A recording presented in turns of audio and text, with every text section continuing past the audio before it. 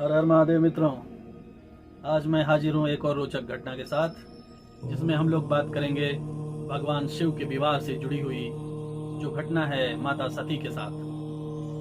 हुआ कि जब कुबेर को भगवान शिव ने अलकापति का आशीर्वाद दे दिया और उनके साथ मैत्री कर ली, उनको वचन दिया था कि हमेशा मैं तुम्हारे साथ रहूंगा। उसके बाद उन्होंने विचार करने के पश्चात कैलाश पर रहना निश्चय किया था। तदनुसार उन्होंने अपना डमरू बजाया और सारे देवता उपस्थित हो गए। उसके बाद उनकी पूजा अर्चना हुई और वो कैलाश पर विराजमान हो गए। उसके कुछ समय के बाद जब महाराज दक्ष अपने सृष्टि के क्रम को बढ़ा रहे थे तो उन्होंने 10,000 पुत्र पैदा किए जो हर्यश्व कहलाए। तदनुसार उन्होंने उपदेश दिया कि तुम लोग प्रजा पालन में, प्रजा की उत्पत्ति में अपने आप को लगाओ। पिता की आज्ञा पाकर सभी लोग जितने भी पुत्र थे पश्चिम दिशा की तरफ गए और वहां पर तपस्या करने लगे। समय बीतता गया, उसके बाद 1,000 पुत्र पैदा हुए प्रजापति दक्ष के, और वो सब सबलाश्व कहलाए हैं। उनको भी सृष्टि की उत्पत्ति के लिए प्रजापति दक्ष ने अग्रेसित किया। तत्पश्चात वो लोग पश्चिम दिशा में वहीं पर गए, नारायण सरोवर के पास, जहां पर सिंधु नदी मिलती है सागर में, जो आज के डेट में पाकिस्तान का हिस्सा है, कभी वो भारत का हिस्सा था। खैर, उस पर बात बाद में करेंगे। जब वो लोग प्रजा की उत्पत्ति में लग गए, उसके लिए उन्होंने तपस्या की। उसके बाद ब्रह्मा जी के आग्रह करने पर और विनय निवेदन करने पर प्रजापति दक्ष ने 60 कन्याएं उत्पन्न की। वो सब देवियां हैं और स्वर्गलोक की अप्सराएं हैं जो पुत्री के रूप में उत्पन्न हुई हैं। उनमें से एक हैं आदि विश्वेश्वर महादेव शिव की पत्नी उमा जी। माता उमा, जो कि एक तरफ से मान्यता है कि सबसे छोटी पुत्री थी प्रजापति दक्ष की, और कहीं कहीं कहा गया है कि सबसे बड़ी पुत्री थी। उनमें से बहुत सारी पुत्रियों का विवाह प्रजापति दक्ष ने चंद्रमा के साथ किया था। माना जाता है कि 60 में 27 पुत्रियों का विवाह चंद्रमा जी के साथ किया गया था। 13 कन्याओं का विवाह कश्यप मुनि के साथ हुआ। 10 कन्याओं का विवाह धर्म के साथ हुआ। 2 कन्याएं उन्होंने भूत, अंगिरा तथा कृशाश्व को दिया था। शेष जो 4 कन्याएं बचती हैं, उनका विवाह अरिष्ट नेमि के साथ कर दिया, और उन्हीं की संतान परंपराओं के बाद यह पूरी सृष्टि में जितने सारे लोग हैं वो सब कहीं ना कहीं उन्हीं से जुड़े हुए हैं। तो एक बार दोबारा मैं साबित कर रहा हूं कि हम लोग बंदर की संतान नहीं है, न ही उनके अग्रज, न ही पूर्वज। हम लोग कश्यप मुनि के संतान हैं, और जितने भी लोग हैं, यदि किसी का गोत्र पता नहीं होता तो उसका गोत्र कश्यप होता है। यह बात मान लीजिए। हम लोग भी वही इस्तेमाल करते हैं क्योंकि ओरिजिनल जो हमारा गोत्र है वो मिला नहीं है हमको। उसके बाद विवाह की बारी आती है भगवान शिव की। तो उन्होंने अपने पुत्र दक्ष को आज्ञा दी कि तुम माता शिवा की तपस्या करो और एक पुत्री उत्पन्न करो, जो कि माता शिवा ही उन्हें अपनी पुत्री के रूप में उत्पन्न होंगी। पिता की आज्ञा पाकर महाराज दक्ष जो है तपस्या करने लगे। उन्होंने 3,000 वर्षों तक तपस्या की है माता शिवा की, उन्हें अपनी पुत्री के रूप में पाने के लिए। उनकी तपस्या से प्रसन्न हुई माता शिवा और उन्होंने उन्हें वरदान दिया कि मैं तुम्हारे यहाँ तुम्हारी पुत्री के रूप में उत्पन्न होंगी। जब वरदान पा गए, उनको पता चल गया कि माता शिवा मेरे यहाँ पुत्री के रूप में उत्पन्न होंगी, तो बड़ा ही जश्न जैसा माहौल हुआ है और बहुत सारे लोग सभा में उपस्थित हुए हैं। बहुत सारी मिठाइयाँ, पकवान बनाए गए और सबको पूजा अर्चना करके दान दिया गया।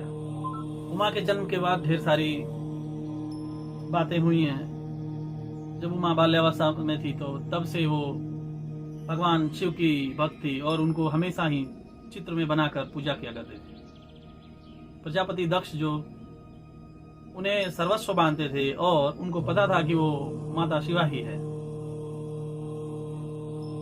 उनके बड़े होने की प्रतीक्षा करते रहे।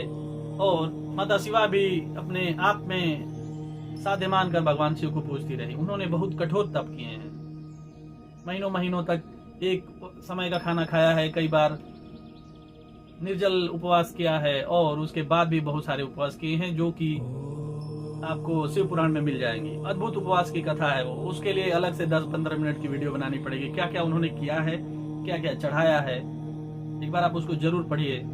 मेरा काम आपको इंटरटेन करना नहीं, आपको इन्फ्लुएंस करना है, ताकि आप उसके लिए प्रेरित हो सकें और आपके अंदर शिव पुराण को पढ़ने की जो चेतना है वो जाग सके और आप उसे पढ़ें और अपना ज्ञान लें। यदि कोई बात समझ में नहीं आती है तो आप मुझे कमेंट में बता सकते हैं, जिसका जवाब देना मेरे लिए भाग्य की बात होगी।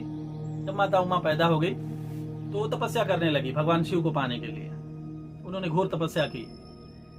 जो रुद्र रूप है भगवान शिव का, वो कैलाश पर रहते थे, उनकी तपस्या से प्रसन्न हुए और उनको साक्षात दर्शन दिए। तो दर्शन देने के बाद उन्होंने पूछा, बोलो क्या चाहिए तुमको, जो वर मांगो मैं पूरा करूंगा, तुम्हारे लिए कुछ भी अधेय नहीं। उनको देखते ही माता शर्माने लगी और कुछ कह नहीं पाई। वो कुछ कहना चाहती थी लेकिन वो बात एक पूरी तरह से स्पष्ट नहीं हो पाई। तो भगवान शिव ने खुद ही कह दिया कि तुम मेरी पत्नी बन जाओ, तुम्हारा यह उद्देश्य है और इसके लिए तुम तपस्या कर रही थी, जो मुझे पता है पहले से। तुम मेरी पत्नी बन जाओगी, चिंता मत करो, मैं तुम्हें आशीर्वाद देता हूँ। तब माता उमा ने कहा है कि हे प्रभु, आप मुझे मेरे पिता से कोई उपाय करके विवाह पूर्वक ग्रहण कीजिए, विधि और विधान के साथ। उन्होंने कहा तथास्तु। उसके बाद वो चले गए कैलाश पर्वत। वो आ गई अपने घर। उन्होंने अपनी सखियों के साथ अपनी माँ से कहलवाया कि मैंने भगवान शिव की तपस्या की है और मुझसे बड़े प्रसन्न होकर मुझे आशीर्वाद दिए हैं अपने पत्नी रूप में स्वीकार करने के लिए। यह बात जानकर बड़े ही खुश हुए दक्ष पति पत्नी। उनको पता था और इस बात की उनको इंतजार थी बहुत सालों से कि कब माता उमा बड़ी होंगी और भगवान शिव आकर उन्हें ग्रहण करेंगे। माता उमा जो है शिवा का रूप है और शिव जी के रूप है रुद्रदेव। उसके बाद उन्होंने भगवान शिव ने ब्रह्मा जी को याद किया, क्योंकि ब्रह्मा जी हैं जो सबको बनाए हैं, सबको जानते हैं, सब लोग उनका ज्यादा सम्मान करते हैं और कोई बीच में आएगा नहीं। तो उन्होंने कहा ब्रह्मा जी से कि मैं उनको आशीर्वाद दे चुका हूँ, अपना वर दे चुका हूँ, यह विवाह संपन्न कराना होगा विधि और विधान के साथ। ब्रह्मा जी बोलते हैं ठीक है प्रभु।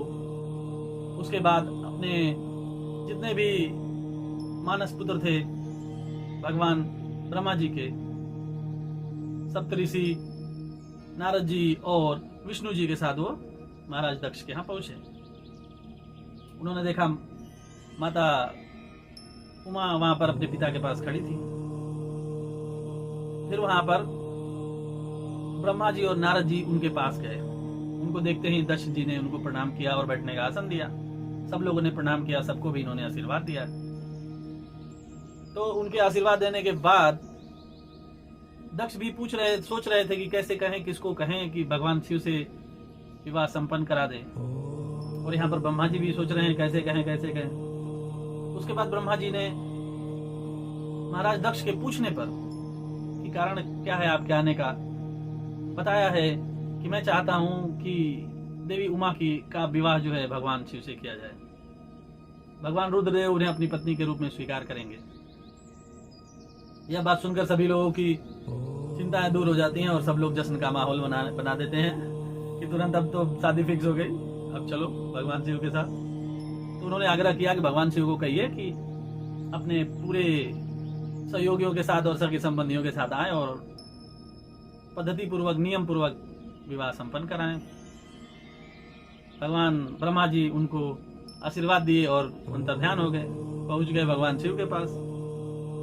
भगवान शिव से कहे हैं कि अब दक्ष जी तो तैयार हो गए, अब मुहूर्त बना है, अब आप चलिए।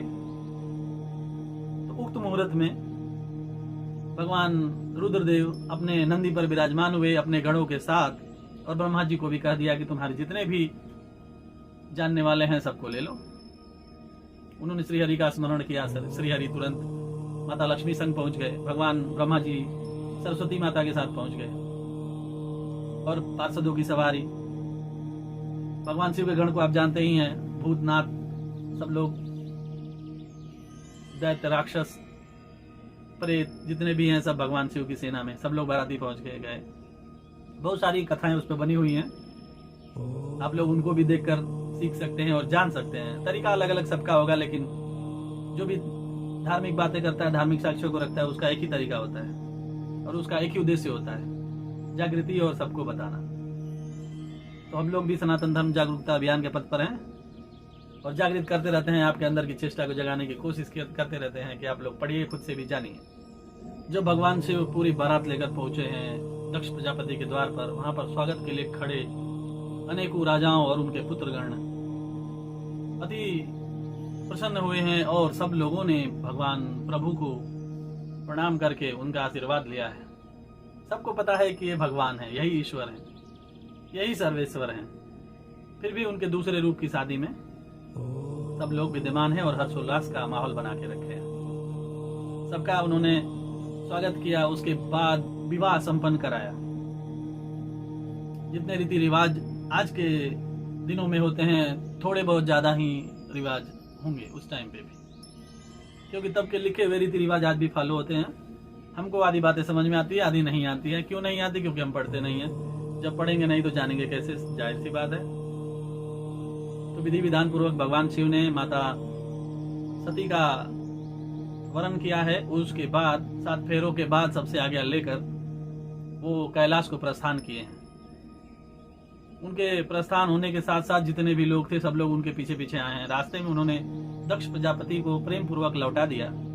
बाकी लोगों से भी कह दिया कि आप लोग भी अपने अपने स्थान को जाइए। फिर भी जितने भी लोग थे, जितने भी देवता, ब्रह्मा जी, विष्णु जी, सब लोग उनके साथ चले।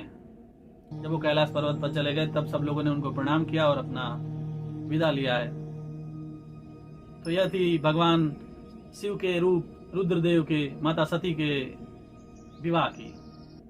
इसी के साथ हम आप लोगों से भी विदा लेंगे। मिलेंगे शिव पुराण की सीरीज में एक और घटना के साथ। तब तक आप लोग पढ़ते रहिए, समझते रहिए और जानते रहिए सनातन धर्म की महानता को। हर हर महादेव।